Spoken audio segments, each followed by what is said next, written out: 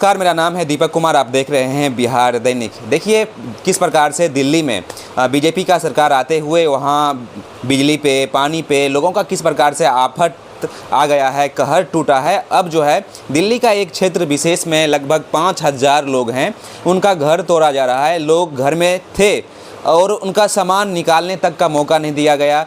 जो अपने घर वाले को लेकर हॉस्पिटल गए थे किसी बीमारी के कारण, जब वो घर हॉस्पिटल से जब वापस घर आते हैं तो देखते हैं उनका घर ही नहीं है। तो लोग रो रहे हैं, बिलख रहे हैं, चिल्ला रहे हैं। इसी सब मुद्दों पे बात करने के लिए हम आए हैं आईपीएस अमिताभ दास के पास और इनसे पूछते हैं कि किस प्रकार से बीजेपी के कारण जो है लोगों को परेशानी हो रही है। क्या कुछ कहेंगे इस पर? देखिए, भाजपा जो है वो शुरू से आम लोगों की दुश्मन रही है और पूंजीपतियों के दलालों की पार्टी है भाजपा। मैंने बार बार कहा है कि जो प्रधानमंत्री हैं नरेंद्र मोदी, वो गौतम अडानी के आज्ञाकारी चपरासी हैं और इस समय इस देश में हम दो हमारे दो की सरकार चल रही है।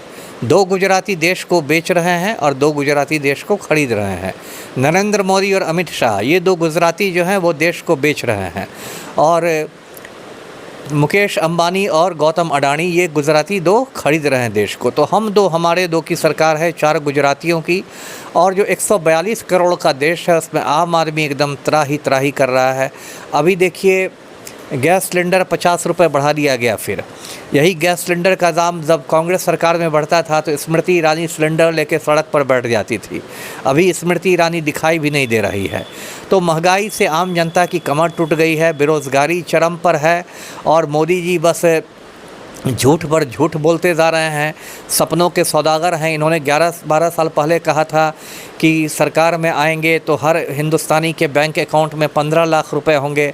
आज भी सुबह मैंने अपना अकाउंट चेक किया है, उसमें 15 पैसे नहीं आए हैं। और कहते थे कि 100 दिन में देश का काला धन आ जाएगा। काला धन क्या आ जाएगा? कितने लोग देश को लूट के भाग गए। नीरव मोदी लूट के भाग गया, विजय माल्या लूट के भाग गया, मेहुल चोकसी लूट के भाग गया, ललित मोदी लूट के भाग गया। कहते थे कि हर साल 2 करोड़ लोगों को नौकरियां मिलेंगी। अब देखिए, सेना में नियमित बहाली ख़त्म हो गई है, अग्निवीरों की बहाली हो रही है, जिनको 4 साल बाद पकौड़े तलने के लिए भेज दिया जाएगा।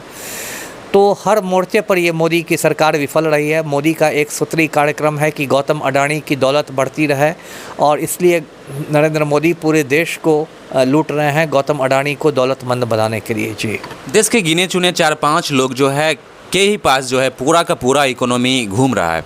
तो हमें तो ऐसा लग रहा है कि हमारे देश के लोगों में वो आक्रोश नहीं है कि आंदोलन कर पाए। तो लोग जो है आंदोलित क्यों नहीं होते हैं? नहीं, आंदोलित होते हैं, ऐसा कहना गलत है कि आंदोलित नहीं होते हैं। देखिए, मोदी के कार्यकाल में 2-3 बड़े इस देश में आंदोलन हुए। एक तो मैं किसान आंदोलन की याद दिलाऊंगा दर्शकों को। किसान आंदोलन, नरेंद्र मोदी ने गौतम अडानी के हुक्म पर कृषि कानून बनाए थे। 3 कृषि कानून बनाए थे अडानी को मुनाफा देने के लिए। उसके बाद हिंदुस्तान के बहादुर किसानों ने 13 महीने तक आंदोलन किया। दिल्ली के बॉर्डर पर, टिकरी बॉर्डर पर डटे रहे, सिंघू बॉर्डर पर डटे रहे राकेश टिकैत के नेतृत्व में। और उसमें 700 किसान शहीद भी हुए, भूख प्यास से शहीद भी हो गए। और अंत में नरेंद्र मोदी जैसे अहंकारी प्रधानमंत्री को झुकना पड़ा और मोदी ने टीवी पर आकर कहा कि मेरी तपस्या में ही कमी रह गई और 3 कृषि कानूनों को वापस लेना पड़ा, कूड़ेदान में डालना पड़ा। तो एक बहुत महान आंदोलन देश के अन्नदाताओं ने किया मोदी सरकार के खिलाफ। दूसरा जो बड़ा आंदोलन हुआ, वो जो मोदी सरकार ने CAA लाया था, नागरिकता संशोधन कानून, उसके खिलाफ शाहीन बाग में बहादुर मुस्लिम महिलाओं ने मोर्चा संभाला दिल्ली में और धीरे धीरे वो आंदोलन पूरे देश में फैल गया। और शाहीन बाग के आंदोलन में बिल्किस दादी उसका चेहरा बनी। उस समय हम देखेंगे गीत पूरा देश गा रहा था, लाखों करोड़ों लोग इसमें थे। तो आंदोलन होता है, ऐसा नहीं है कि देश में आंदोलन ख़त्म हो गया। और इसी सब की वजह से पिछले लोकसभा जो चुनाव हुए उसमें मोदी को की भाजपा को मतलब सामान्य बहुमत भी नहीं मिल सका।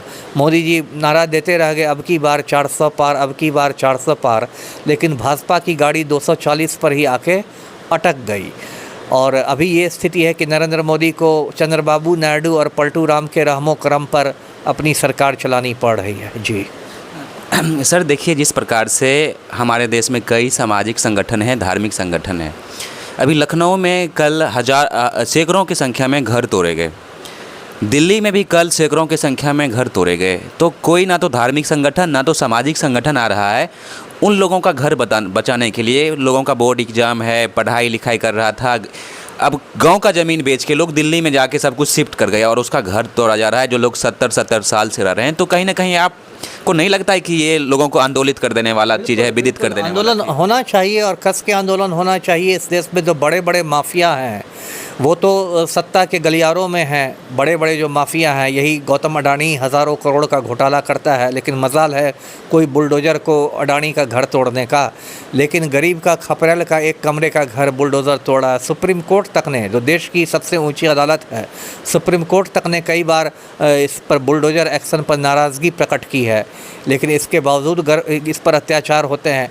देखिए, लोगों को सबक सीखना चाहिए, नेताओं को, किसी को अहंकार नहीं करना चाहिए। हमारा पड़ोसी देश है बांग्लादेश, वहाँ ऐसे ही जन क्रांति हो गई, हज़ारों लाखों लोग प्रधानमंत्री आवास में घुस गए और प्रधानमंत्री शेख हसीना को हेलीकॉप्टर में भागना पड़ा और शेख हसीना का साड़ी ब्लाउज सब जनता ने लूट लिया प्रधानमंत्री आवास में घुस के। 2-3 साल पहले आपको श्रीलंका में जन क्रांति हो गई, वहाँ हज़ारों लाखों लोग राष्ट्रपति भवन में घुस गए, राष्ट्रपति को देश छोड़ के भागना पड़ा। तो आस पड़ोस की घटनाओं से नरेंद्र मोदी को भी सबक सीखना चाहिए कि जनता की धैर्य की परीक्षा नहीं ले, है ना, जनता को पर इतना जुल्म नहीं कर दें कि वो मतलब बर्दाश्त से बाहर हो जाए।